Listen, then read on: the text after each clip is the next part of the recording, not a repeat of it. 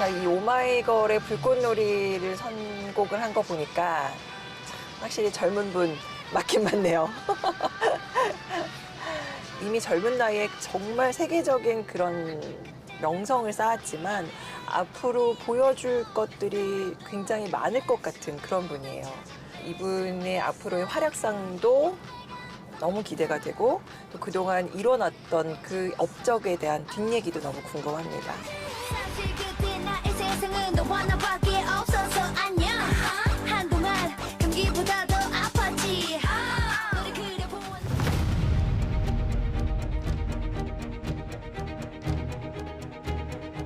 알파고가 네. 패배를 선언했습니다. 이겼어요. 표를 예, 뒷번했습니다. 뒷번했습니다. 정말 깊은 감사를 드리고요.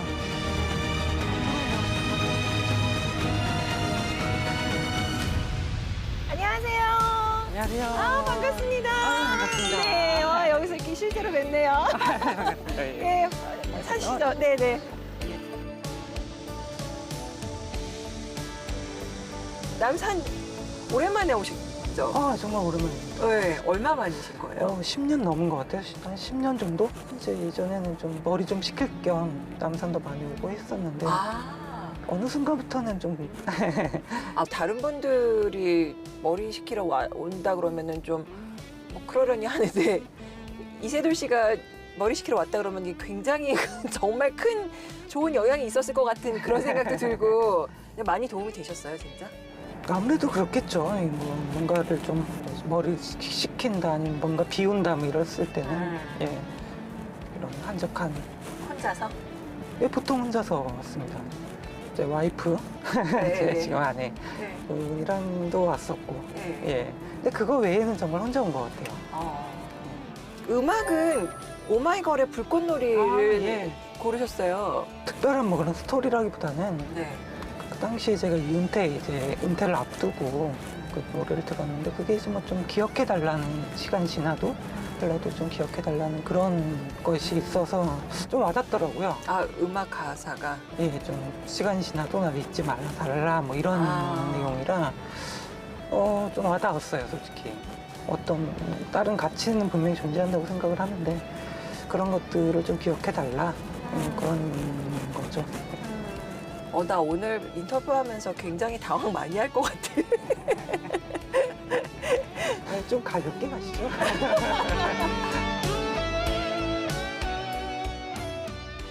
자, 프로 바둑 기사 9단 이세돌 씨.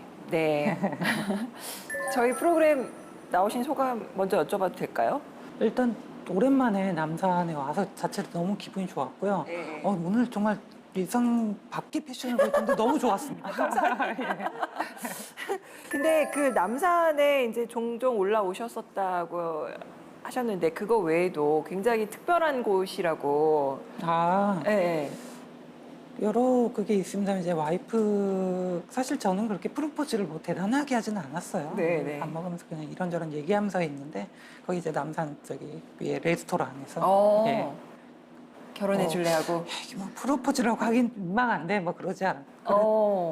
어떤 그게 있습니다. 이세돌 구단한테 가족의 의미는 어떤 걸까? 사실 기쁠 때 같이 기뻐하고 슬플 때 같이 슬퍼해주는 그런 존재가 아닌가. 뭐 이런 거잖아요. 기쁠 때 이렇게 같이 기뻐해주면 배가 되는 거고, 뭐좀 힘들 때는 같이 힘들어해주면 그게 또 반감되는 거고, 뭐 그런 존재가 아닌가 싶습니다. 왜냐하면 그 의미를 여쭤본 게 사실 바둑이라는 게 굉장히 외로운 싸움이잖아요. 근데 이제 그런 것들을 즐기는 사람들이 프로 바둑기사가 되는 거죠. 그래서 그런 것들 힘들다고 생각하면 아무래도 그걸 업으로 삼기는 어려울 거예요, 바둑이라는 것을. 저는 그런 걸 굉장히 이제 즐겼던 거죠. 근데 이제 프로 생활을 하면서 바둑적인 변화들이 좀 있었어요. 시대적인 이제 변화가 일어나면서 2000년대 들어오면서 이제 온라인이 연결되면서 사실 거기서부터 많은 변화들이 있었습니다, 정말로. 어떻게 혼자 연구하고 그렇게 하는 건데 온라인 시대가 되면서 정말 실시간으로 이제 기보를 보는 시대가 된 거예요. 기보라고 하는 것들은 예전에는 사실 기보를 본다라는 게 쉽지가 않았습니다. 인터넷이 연결이 안 돼 있기 때문에 그걸 보려면 어디 가가지고 기보를 복사해서 가져오거나 놓고 만약에 서울이 아니라면 이건 뭐 볼 길이 별로 없는 거예요, 사실은. 그래서 정말 혼자 생각해서 뭔가를 만들어가는 그런 상황이었던데 그게 이제 바뀌고 또 그러면서 공동 연구라는 게 생겨요. 같이 연구를 한다는 거죠. 그 당시에는 사실 그것도 굉장히 이제 다른 큰 변화였어요. 어떻게 자기가 생각하고 있는 것들을 공유를 할 수가 이게 뭐 말이 좋아 동료지. 어떻게 보면 다 경쟁자인데. 예, 경쟁자인데 그거를 어떻게 서로가 의견을 나누고 공유를 한다는 것 자체를 사실 그 당시로서는 이해하기 좀 어려운 부분이 있었죠. 네. 그래서 엄청난 변화들이 이제 존재하다가 이제 결국은 인공지능까지 또 그렇게 오게 되었죠. 이세돌 구단은 어렸을 때부터 시작을 했으니까 그 세월의 변화를 굉장히 실감하면서 한편으로는 안타깝기도 하고 뭐 이런 것 같아요. 바둑판 자체는 그대로잖아요. 네. 뭐 바뀌는 게 없죠. 흑백, 뭐 19, 361칸. 이건 변함이 없는데 참 바둑의 어떻게 보면 본질 자체가 바뀌었죠. 물론 제 나이 또래에 예술로 배운 사람은 그렇게 많지는 않습니다. 근데 저는 이제 뭐 마인드 스포츠라든가 기타 뭐 보드 게임이라든가 이런 걸로 배우진 않았거든요. 뭐 둘이 만들어간 하나의 예술 작품이다. 이렇게 해서 예술로 배웠어요, 바둑을. 근데 인공지능 그게 프로그램들이 그냥 깔려버렸어요. 그러니까 알파고와 저 대국으로 그냥 끝나고 그 프로그램은 이렇게 배포가 안 되고 이랬으면 크게 문제는 없었을 겁니다. 인공지능이 다 배포가 됐어요. 거의 무료로 그냥 다 일반 아마추어 분들도 다 그거를 사용할 수 있게. 그렇게 되면서 우리가 이제 프로들이 인공지능을 보면서 공부를 하고 있습니다. 뭐 자연스럽게 알파고와의 대국으로 얘기가 갔는데 제가 그때 그 장면을 이제 찾아서 봤는데 어쨌거나 그 딱 신의 한 수를 딱 났던 그 78수인가? 예.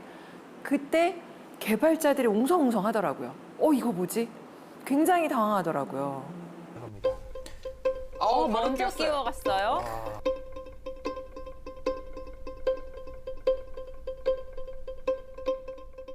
아마 많은 분들은 그 전에는 이제 1, 2, 3국을 계속 좀 지셨기 때문에 그러다가 갑자기 거기서 딱 했을 때 승률이 확 내려가면서 개발자들이 웅성웅성하고 당황할 때 일종의 버그죠. 네. 버그가 일어나는 거죠. 근데 어쨌거나 버그를 유도했다는 것도 그러니까 많은 인간들이 막 환호성을 질렀을 그럴 순간이었을 것 같아요. 사실 그 당시 알파고는 확실히 완벽하지가 않았습니다. 분명히 이제 허점이 뭐 그것뿐만이 아니라 다른 부분도 분명히 있었을 거예요. 제가 근데 사실 너무 준비가 안 돼 있었습니다. 처음에 이제 저한테 이제 제의가 왔을 때 저는 굉장히 그냥 쉽게 생각을 했어요. 네네. 그냥 어떤 이벤트를 하는구나. 그래서 저는 이제 별 고민도 안 하고 사실 승낙을 했어요. 그래, 이벤트 뭐 하면 뭐 좋지 하고 그냥 가볍게, 아주 가볍게 승낙을 했고 좀 시간이 지나도 제가 승리한다라는 사실에 그렇게 의문을 갖지는 않았거든요. 네. 아무런 준비를 하지 않았습니다.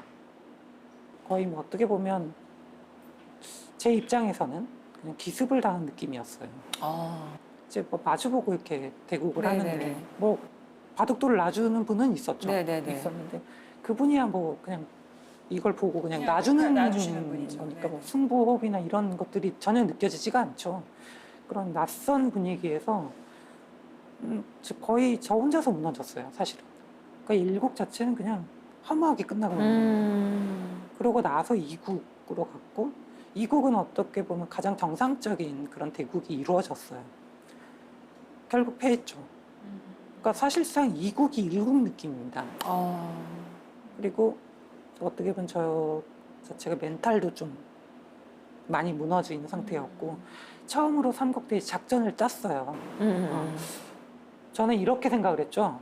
인공지능이 돌이 많아지면, 돌수가 많아지면 아무래도 조금 더 승률이 낮아지고 아니 높아질 것이다. 이 인공지능이. 오히려 더. 예. 네. 근데 뭐 결과는 뭐 안 좋았죠. 근데 그 알파고 인공지능 같은 경우에는 막 하루에 뭐 몇백만 판 이렇게 두어가면서 그 데이터를 수집을 합니다. 그렇죠. 승률을 다 이렇게 종합을 하는데 그때가 가장 인간과 인공지능의 차이가 많이 날 때예요. 초반이. 그럴 수밖에 없죠. 네, 초반이. 그렇죠. 예.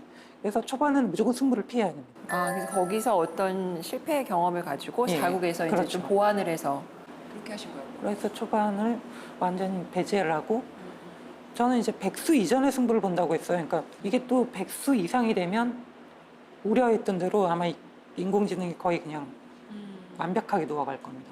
너무 많이 두어진 거예요. 그러니까 적게 두어서 얼마 안 두어졌을 때도 피해야 되고 너무 많이 이제 넘어가도 안 되는 거예요. 딱 그 중간만 노려야 되는 겁니다. 백수 이전. 50수 이상의 백수 이하. 요렇게 승부를 내야 돼요.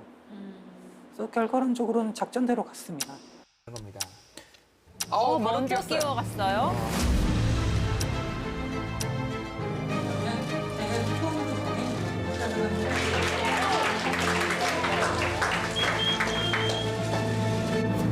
이제 78수째 두니까 이제 그 다음에 버그가 일어났어요. 근데 그거는 작전대로 이제 뭔가 이루어진 거죠. 근데 사실 가장 이제 고민을 하고 그런 것들을 했던 건 68수째예요. 그때가 이제 기로입니다. 어떻게 여기서 이끌어 나가느냐. 가령 사람과의 대국처럼 그 당시 제가 살짝 기분 나쁜 정도의 형세였어요. 예, 근데 여기서 그냥 사람과 두는 것처럼 평상시 두는 것처럼 그럼 두어갈 수도 있는 거고 사람과 대국을 할 때 승부수를 날리는 그런 걸로 할 수도 있고요.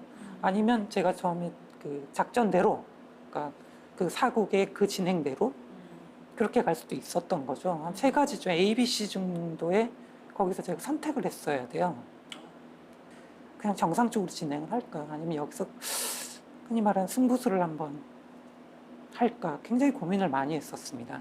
그래서 저는 어쨌든 결과는 사국 때는 좋았잖아요. 그래서 그 선택이 좀 주요하지 않았나. 그 순간이 저는 78수째야. 그냥 작전대로 이루어진 거고 68수의 그 결정이 저는 훨씬 더 중요한 장면이었다고 생각합니다. 78수째 버그 일어난 장면보다 68수째 그 선택이 가장 중요한 순간이 아니었을까. 그러니까 세간의 주목을 받았던 그 78수보다는 본인이 생각한 거는 68수였다. 거기가 이제 제가 이제 선택할 수 있는 기로였기 때문에.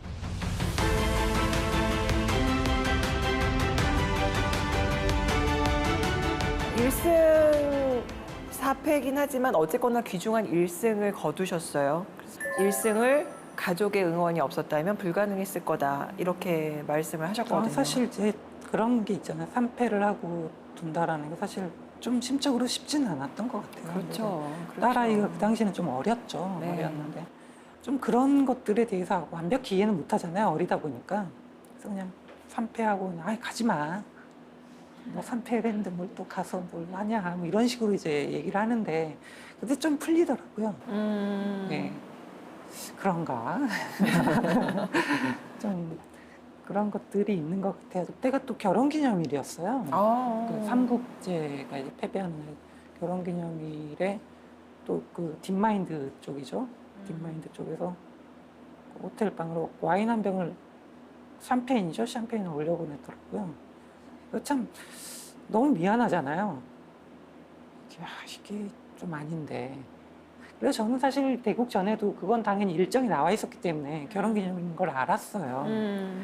그래서 그 당시에는 이제 시작 전에는 3대0으로 이기고 결혼기념을 샴페인 터트리고 네. 결혼기념하고 네. 네. 그런 거였는데 이게 참 이상하게 돼가지고 3패하고 이렇게 또 좀 사실 그들이야 뭐 그런 심정은 아니었겠죠. 보낸 딥마인드 쪽에서는. 근데 3패를 한 입장에서는 야 이거 뭐 좀 놀리는 건 아니겠지 뭐 이렇게 좀 그런 심정이 좀 들어가지고 좀 굉장히 미안했습니다. 결혼 기념일인데 결혼 10주년이었어요. 그래서 저도 사실 결혼 기념일 챙기지 않는데 그래도 10주년은 좀 챙겨야 되나 하면서 그때 그러니까 절대로 잊지 못할 결혼 10주년이네요. 조금만 제가 좀 티를 내면 너무 좀 그럴 것 같아가지고 그때는 정말 좀 그랬어요. 뭐 그럴 수, 뭐 한두 번 줘보나 뭐 이런 느낌 있잖아요. 그런 식으로 많이 했던 것 같습니다. 그러면 사고 끝나고 나서는 이기셨으니까 그때는 좀 그래도 와이프는 그래도 조금 풀린 것 같은데 저는 사실 이제 오국도 남았고 많은 분들이 그래도 좋아해 주시더라고요. 사실 저는 그렇게 크게 생각을 하지 않았는데 고작해야 만판 이긴 거다라고 생각을 했고 오국 때도 사실은 알파고의 그런 일종의 버그성 수가 하나 있었어요. 제가 이게 흑, 백 간의 차이가 좀 있거든요. 사실 흑으로 이기는 게 조금 더 어렵습니다. 제가 흑번으로 이제 백으로는 한번 이겼으니까 흑으로도 한번 이기고 싶다 해서 흑번이 됐는데 그래서 그런지 좀 초반을 제가 좀 굉장히 어려웠어요. 사실 진짜 쉽지가 않구나. 흑번으로는 정말 이게 이기는 게 쉬운 게 아닌 것 같다. 실력적으로 제가 흑번으로 이기는 거는 조금 힘들 수도 있겠다라는 생각을 하고 있었는데 알파고의 어떻게 보면 버그성 수가 나왔어요. 예. 제가 아마 조금 더 냉정하게 뭔가 이끌어갔다면 저는 이길 수 있지 않았을까 생각을 해요. 그래서 오국을 꼭 승리하고 싶었어요. 사실은 예, 승리하고 싶었는데 저의 뭐 이건 뭐 실력적인 부분이겠죠. 예. 그 알파고와의 귀중한 1승이 많은 인류한테 희망을 줬죠. 물론 그 이후에 이제 알파고가 더 많이 업그레이드되고 더 개발됐다고는 하지만 또 뭐 AI가 개발되면 또 인간의 힘은 또 그만큼 더 커지면 되는 거니까. 네. 확실한 건 이제 바둑처럼 네. 명확한 룰이 존재하는 거는 이제 인공지능을 이길 수가 없다라는 거는 명확해졌죠. 명확해진 거예요, 그거는. 지금은 바둑을 잘 두는 사람이 필요한 게 아니라고 생각을 해요. 바둑을 만들 줄 아는 사람이 필요하지 않나. 물론 예전에도 분명히 그게 더 필요했을 거지만 네, 더욱더 네. 중요해지지 않았나 싶어요. 인공지능이 바둑을 만든 게 아닙니다. 그렇죠. 물론 인공지능 자체도 우리 그 사람이 만든 거지만 뭐 그걸 떠나서더라도 바둑을 만들 줄 아는 사람이 이제 필요하지 않느냐.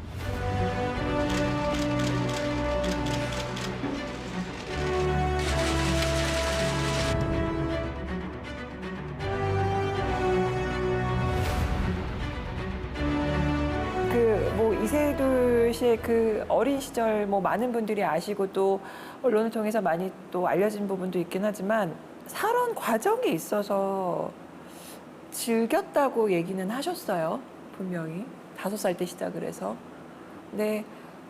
어떤 의미예요? 바둑이라는 게 이세돌 구단한테는. 참 승패를 겨룬다고 생각보다는 물론 업이라서 승패는 뭐 중요했겠죠. 직업으로 가는 거기 때문에 승패는 어쩔 수 없는 부분이겠지만 기본적으로는 정말 작품을 만드는 거였거든요. 좋은 작품을 한번 만들어보자. 우리가 목표 중에 많은 프로기사들이 그런 얘기를 해요. 명곡을 한번 더 보고 싶다. 그러니까 명곡을 더 보고 싶다라는 거는 좋은 기보를 남기고 싶다는 거죠. 저는 그게 너무 좋았어요. 그걸 만들어가는 것들이 저가 생각을 해서 두고 그 상대방도 그런 시간이 있었을 거 아닙니까? 자기만의 생각, 서로가 맞물리면서 하나의 기보를 만들어가는데 그 과정이 너무 재밌는 거죠. 저는 바둑을 예술 배운 사람은 예술 쪽에 가깝지 않겠습니까?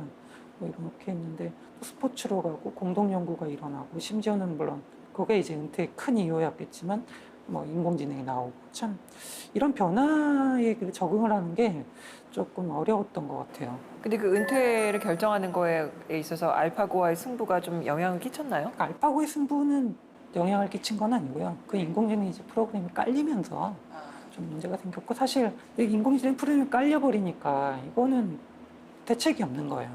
대책이 없고 심지어는 제가 이제 어떤 수를 두면 예전에는 이세돌 구단이 어떤 생각을 가지고 있을까요? 이 수에 어떤 의미가 있을까요? 뭐 이런 식으로 접근을 했는데 이제는 인공지능 프로그램 깔리니까 요거는 퍼센티지가 좀 떨어지는데요. 뭐 흔히 말해서 인공지능이 이제 지목한 자리가 블루스팟이라고 하는데 블루스팟짜리가 아닌데요. 뭐 이런 식으로 나와버리니까 이게 참 어려운 거죠. 변화가 일어난 거죠. 변화가 일어난 거죠. 그래서 이게 그러면 꼭 나쁘냐? 그렇게는 함부로 얘기 못하죠. 함부로는 얘기 못하죠. 바뀐 거죠. 어떻게 보면 사실 이게 산업적인 그 발전 방향과 사실 맥을 같이 하는 거기 때문에 2차 산업에서 3차 산업 갈 때 사람이 일일이 다 수공업으로 했던 걸 기계가 갑자기 만들어내기 시작을 하고 근데 지금은 이제 AI가 만들어내는 그런 시대가 돼서 그렇죠. 그러니까 저는 이제 예술로 배웠기 때문에 이거에 대해서 적응하기가 굉장히 어려웠던 거예요. 뭐 마인드 스포츠 뭐 그런 식으로 배웠던 친구들 입장에서는 뭐 그냥 약간의 변화가 일어난 정도로 생각할 수도 있겠죠. 고민이나 어떤 그 좀 갈등 뭐 이런 것들을 주변 분과 좀 같이 얘기를 나누시곤 하세요? 저는 사실 그런 얘기를 크게는 하지 않았던 것 같은데 은퇴를 할 시점에는 좀 많은 분들에게 그런 얘기를 좀 했었어요. 뭐 어떤 바둑계 선후배 뭐 지인분들인데 네. 그분들이 사실 은퇴에 대해서 굉장히 만류를 했습니다.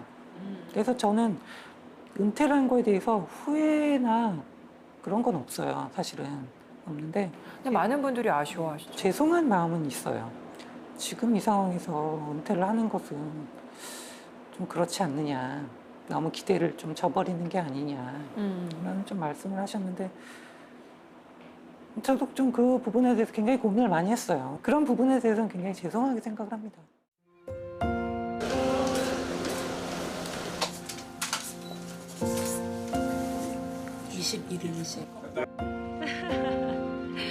네, 그리고 네, 감사합니다.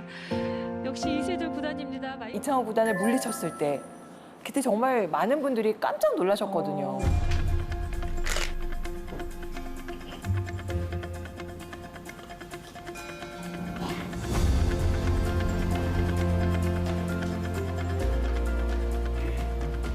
그때가 이제 2003년도입니다. 네네. 2003년도, 2002년도에 다른 대회에서 우승은 한 적이 있어요. 근데 네. 처음으로 이제 이창호 사원님을 이제 처음으로 이긴 그런 대회가 됐는데 저는 정말 굉장히 기뻤죠. 정말 바둑을 하면서 그 순간만큼 이제 기뻤던 적이 그렇게 없었던 것 같아요.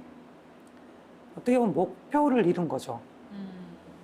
바둑을 시작을 했고 어느 순간부터 이제 이창호 사님이라는 그런 확실한 목표를 잡고 했는데 예 내가 언젠간 저분을 무너뜨리리라. 어떻게든 이기리라 뭐 이런 생각을 하고 있었는데 실제로 일어난 거잖아요. 제가 2001년도에 한번 대국을 했을 때 제가 2연승을 3연패로 졌어요. 네네네.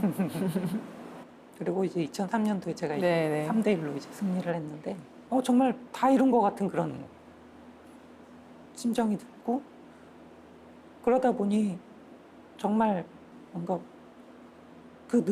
긴장했던 그런 것들이 확 풀리면서 네네네. 예. 그러면서 이제 슬럼프가 오더라고요. 아, 나 그 마음 알 것 같아, 난 진짜. 예. 뭔가 이제 다 이루고 뭔가 내가 최고가 된 것 같고 막 이런 생각이 들면서 그 다음에 몇 개월 안 돼서 바로 슬럼프가 왔습니다. 슬럼프가 왔고 한 1년여 정도를 굉장히 힘든 그런 시간이 왔어요. 어쨌든 제 재능이 타고난 그 바둑을 제가 하고 있잖아요. 굉장히 운이 좋은 사람인데 그걸 지키지 못하고 또 슬럼프도 오고 굴곡도 이렇게 왔다 갔다 했다라는 걸 생각해 봤을 때 저는 사실 바둑 쪽으로 봤을 때는 좀 그렇게까지 높게 평가받을 사람은 아닌 것 같아요. 솔직히 말씀드리면. 지금 여기 탄식의 소리 들리시죠, 지금? 그럼 그때 그 대구 끝나고 나서 딱 승리를 거뒀을 때 이창호 사범님 뭐라고 얘기를 하던가요? 축하한다고 말씀을 해주셨죠. 예. 끝? 축하한다 한마디? 예. 그때 3대1로 이제 처음 승리할 때, 축하해. 하면서 이렇게 웃으면서 네, 말씀해 주시는데, 이제 대국 당사자 입장에서 그 이상의 어떤 얘기를 해주기에는, 예. 그 정도가 적당한 거죠, 사실은. 뭐, 어떻게, 야, 뭐 술 한잔 해야지 뭐 이렇게 할 수는 없잖아요. 예.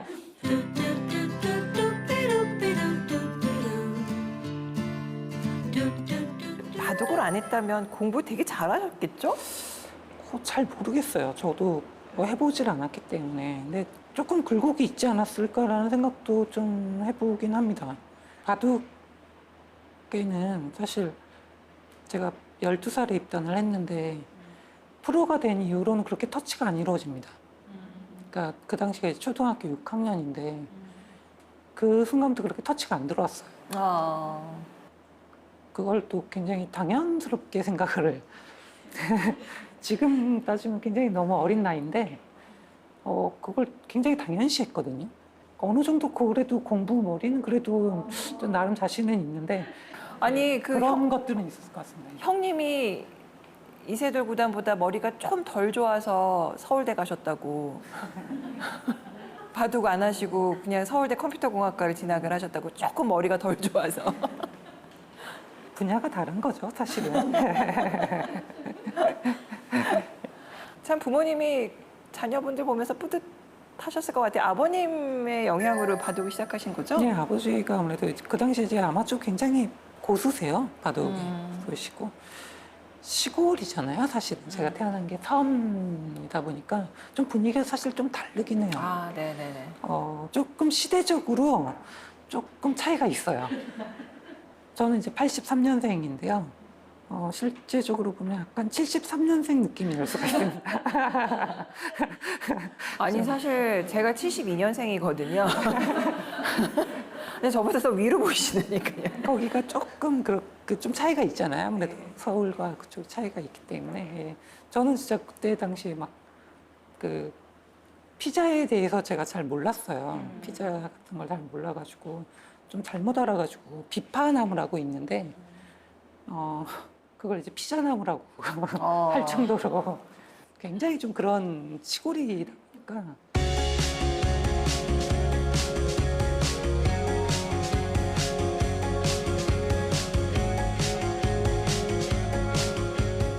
그 기억에 남는 여러 가지 그 대국 그 경기 장면들이 있었을 텐데 그래도 가장 기억에 남는 대국은 언제였을까요? 일단 뭐 이창호사님을 처음 이겼던 그것도 기억에 남고요. 또 2014년도에 구리라는 친구가 있어요. 아, 네네네네. 구리라는 친구 저랑 동갑내기 중국 네네. 기사인데 저랑 굉장히 라이벌 관계에 있었던 친구인데 그 친구가 이제 10번기를 했습니다. 2014년도에.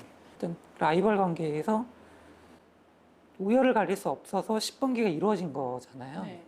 사실 그걸 이긴 사람이 좀 승자라는 느낌이 좀 들어요. 그래서 그걸 이제 승리했을 때가 조금 기억에 남습니다. 그러니까 제가 뭐 위는 아니고요. 네. 아니 그래서 이 말씀하신 그 구리 기사 메시지가 참 감동적이더라고요. 이 순간 그를 크게 안아주고 싶다. 강적을 두려워하지 않고 알파고와 싸워 이겨 인류의 지혜 문명을 지켜준 것에 감사하다.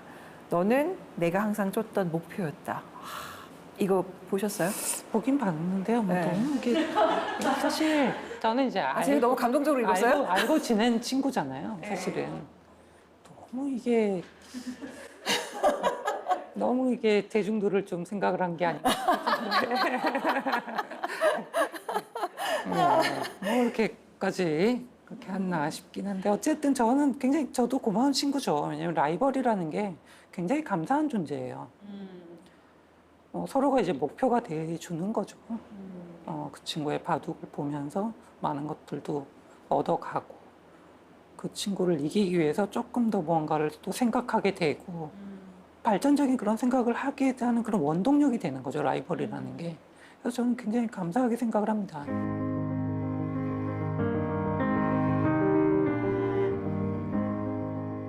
이세돌 구단도 지금 후배들 양성하고 계시죠? 아니요, 저는 그렇진 않습니다. 안 해요? 예, 예. 아, 왜 안 해요? 근데 확실한 건 바둑을 잘 둔다고 해서 후학 양성이나 이런 코칭을 잘한다 이런 건 아니거든요. 사실 저는 그런 쪽은 아닌 것 같아요. 사실 정말 힘들어요. 사실 가르치는 게.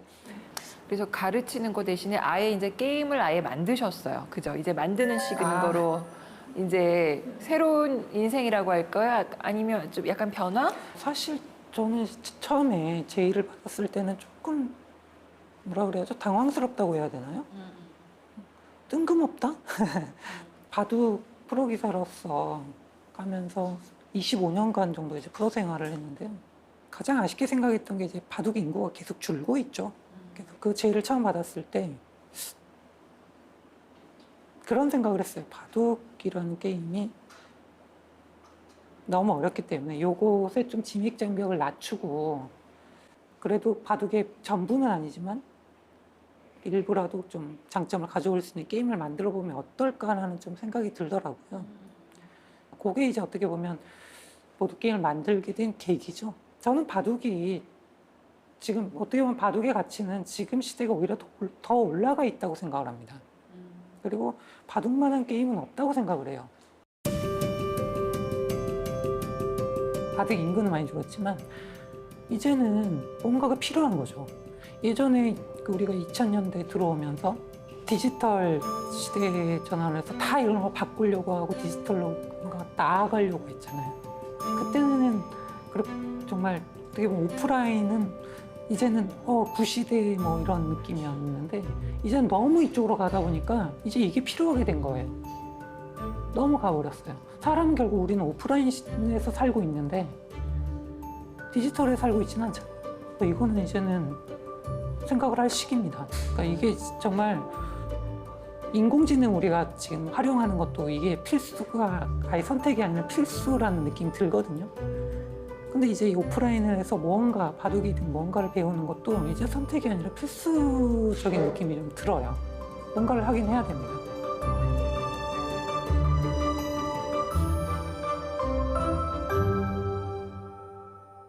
AI가 그 AI 로봇이 휴머노이드라 그러나 그 기자들하고 기자간담회를 했더라고요. Hey, ChatGPT, I'm Mark. How are you? Oh, Mark. I'm doing great. 우리가 지금 생각하는 많은 것들이 바뀌겠죠. 일자리라든지 뭐 환경 자체가 굉장히 많이 바뀔 겁니다. 그거에 대해서 우리는 대비를 할 필요가 있다라는 거예요. 그래서 지금 뭐 챗 GPT 네네. 같은 거 저도 이제 사용을 하고 있습니다만 저는 참 우리나라가 그런 것들 선두주자로 나서면 참 좋겠습니다. 그리고 일단 그런 것들을 이용을 많이 해보는 게 좋을 것 같아요. 저는. 아 일단 AI를 이용을 예. 하라. 오히려. 그게 저는 나쁘다고 생각하지 않습니다. 이용도 해보고 바둑을 하든 뭔가를 하든 그런 것들로 대체하고 완화를 시키고 그런 것도 인공지능에 그런 발 맞춰서 뭔가를 같이 나아갈 필요는 있겠죠. 그러면 뭔가 정말 바둑을 만들 수 있는 무언가가 필요한데 그거 혼자서는 그거는 안 되거든요. 혼자서는 안 됩니다. 가장 인간답게 화상이 아니라 정말 마주보고 대화할 수 있고 사람이 모여서 대화를 하면서 무언가가 일어나야 되지 않을까. 우리는 인공지능이 아니기 때문에 뭔가 정말 사람다운 사람만이 할 수 있는 뭔가를 찾아야 되지 않을까. 인간은 인간다워야죠. 네. 그래야 뭔가를 하지 않겠습니까? 그러니까 뭐 AI처럼 뭘 한다고 해서 우리가 AI가 되는 게 아니고 절대 AI를 이길 수가 없습니다. 그는 정말 인간다운 뭔가가 그것이 필요하지 않을까. 인간다운 무언가.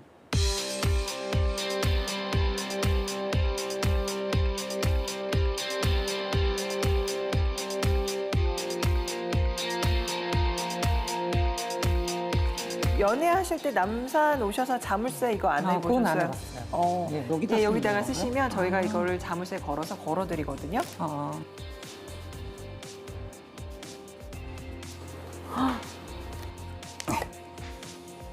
야, 이거 뭐 악수는 정수가 될 수 없다. 와. 바둑에 있는 이겁니다. 악수는 악수예요, 언제나. 근데 누가 하면 악수고 누가 하면 정수인 시대를 살아가잖아요. 그러면 안 된다는 거죠. 악수는 악수입니다. 누가 하든 악수는 악수예요. 제가 두든 누가 두든 그 수가 정수가 될 수 없습니다. 근데 요즘은 사회가 꼭 그렇게만 흘러가는 것 같지는 않습니다.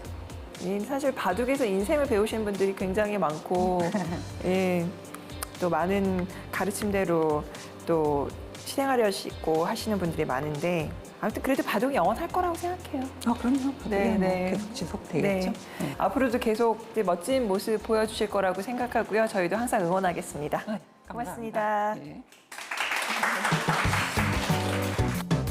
뭐 이렇게 많이 나오진 않았지만 어느 네. 정도 됐는데 굉장히 또 여기 분위기가 굉장히 달라요. 네, 뭐 신선하다고 해야 될까요? 그래서 굉장히 저한테 좋았고 좋은 기억으로 남을 것 같고요. 좋은 경험도 될 것 같고 또 이 프로그램도 굉장히 또 잘 되지 않을까 그런 생각을 해봅니다.